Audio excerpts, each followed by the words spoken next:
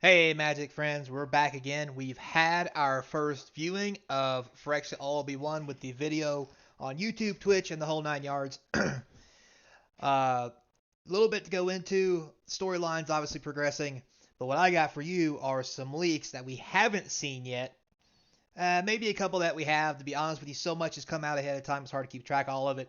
But the things that caught my attention, I'm definitely going to go over with you guys. So let's get into what we think the new leaks are. So don't forget to sub up. I'm trying to get to 1,000 peeps, and we'll start with Jace. That's right, Jace has been completed just like we thought he would because Vraska got completed. She stabbed Jace in Phyrexian Arena card. So we get Jace completed. 2 blue and 2 for 5 loyalty, or blue 2 and 2 life for 3 loyalty. +1 until end of turn, up to 1 target creature gets -3/-0.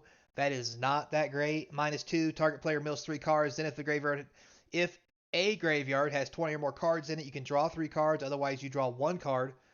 Not terrible, but again, this is a minus, not a plus. It can only be used so many times.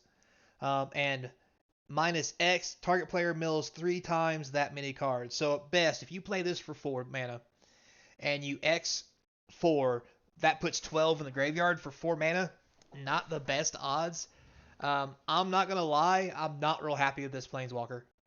um, I mean, not that every Jace Planeswalker has to be overpowered per se, or whatever, but I want to like Jace, but all they do is give me reasons not to like him. A, how they portray him, and B, these crappy cards they keep giving him. Um, I mean, yeah. So there it is. Another card that's probably not going to see any play. So with that being said, as we look back, we have 7 completed Planeswalkers. We have Tamiyo and Ajani from Kamigawa Neon Dynasty and Dominaria United. The 5 from the current set, Nahiri, Luca, Nissa, Vraska, and Jace. Out of all these, the ones that I got correct was everybody but Nahiri. I kind of thought Nahiri wouldn't be completed, but I guess it's better to complete her than Soren, since Soren is such a badass. Oh, wait a minute. Well, over 2 minutes in, we can cuss now. But anyway, so this is the basic rundown. We have went through these all in spoilers before, so I won't dwell on them, but there you have it. Now let's go into the other cards that came out. We have Atraxa, the Grand Unifier. This thing is huge, and I don't mean just casting cost. But anyway, it's black, blue, white, green, and 3, so 7 mana for a 7/7 flying, vigilance, death touch, and lifelink. Wow, that's a lot. And it's an angel. So when Atraxa enters the battlefield, you reveal top 10 cards of your library. For each card type, you may put one of those card types into your hand.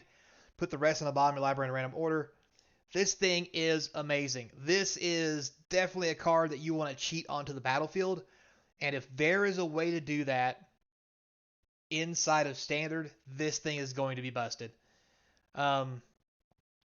Now, definitely it's going to be busted in Commander because this is a 4-color Commander. Plus, you can cheat it.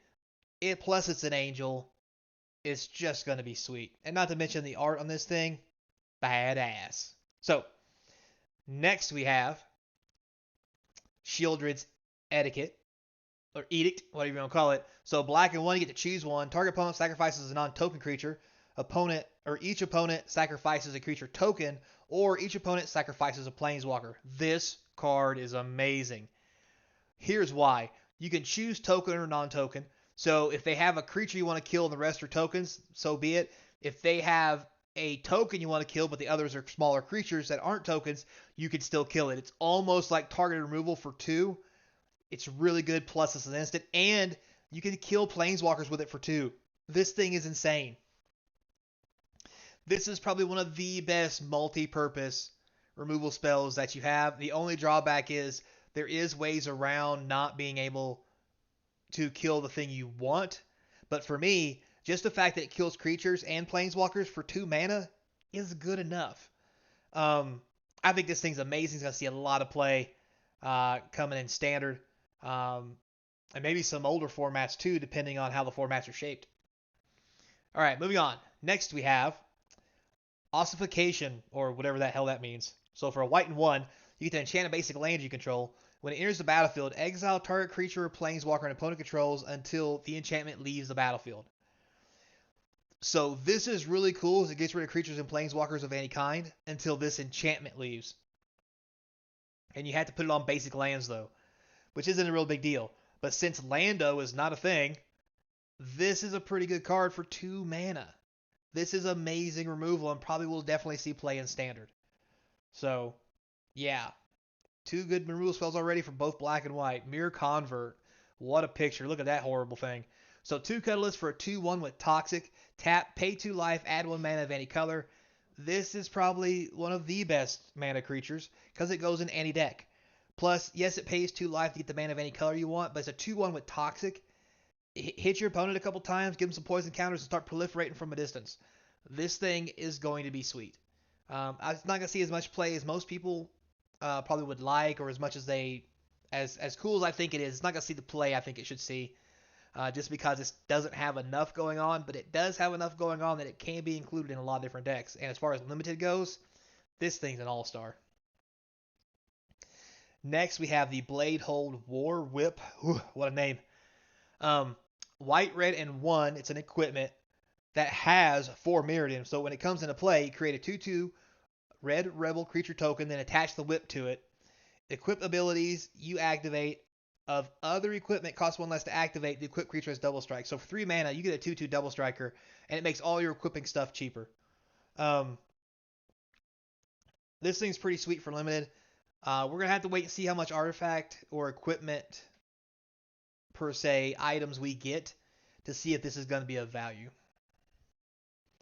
All right, moving on. Next, we have Experimental Augury. So, blue and 1. Look at the top 3 cards of your library. Put 1 of them into your hand, the rest on the bottom of the rainbow in any order, and proliferate. Again, this is going to be a powerful common. If you put a poison counter on somebody, you can start proliferating while you impulse. Like, this is just an impulse with a bonus, and it's a common. Like, this, there's no reason at all, to not play this over impulse. If you have any kind of making counter things, or if your opponent has something that gets counters that you want them to get more counters of, like this just seems really good. It's an impulse plus, and also, cure. Right now, there's not a lot of good search spells in the format. Having the ability to play 8 impulses seems a bit busted. Because, I mean, I know card draw is better, but 8 impulses is probably better than card draw. As far as taking a whole turn off to draw 3 cards. That might be cool, but when you can dig 3 deep every turn, 4 deep if you count your draw, and you have 8 of them in your deck, just seems disgusting. So, next we have Annex Sentry. So, white and 2 for a 1/4. That is the most horrifying creature I've ever seen because it's holding this thing. So, it's huge. It's a Phyrexian Cleric with Toxic 1. When it enters the battlefield, exile target artifact or creature an opponent controls mana value 3 or less until this leaves play. I would say this is a good card. It's probably going to be good for limited. It probably won't see any play past that, only because the 3 or less mana value is a real hindrance with the fact that it's only a 1/4. Yes, it has Toxic, but I just don't see this being a thing. Maybe in Commander or something, but who knows. It is an artifact creature. So next we have the Slaughter Singer. Very interesting. So especially since it's white and green. It's a Phyrexian Cleric. That's a 2/2 with Toxic 2. Whenever another creature you control with Toxic attacks, it gets +1/+1 till end of turn. That is very interesting when you start thinking about that 1 white spell that you make a whole bunch of 1/1 mites that have Toxic. That basically makes this a Lord. Phyrexian Cleric Lord. Wow, that's weird.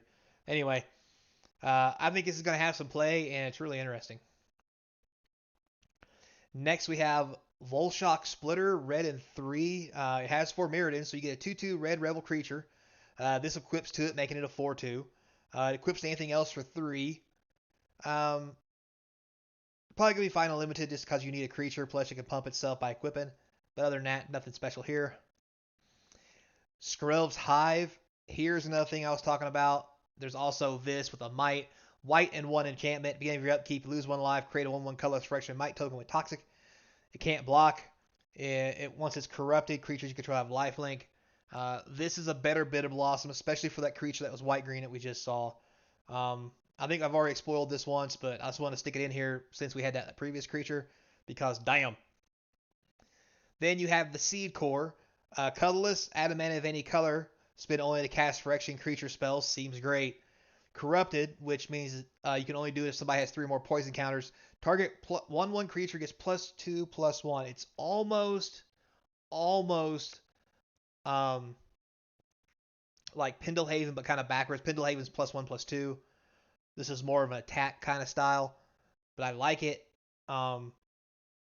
Also, I think it has a lot to do with a possible toxic deck in modern or in standard.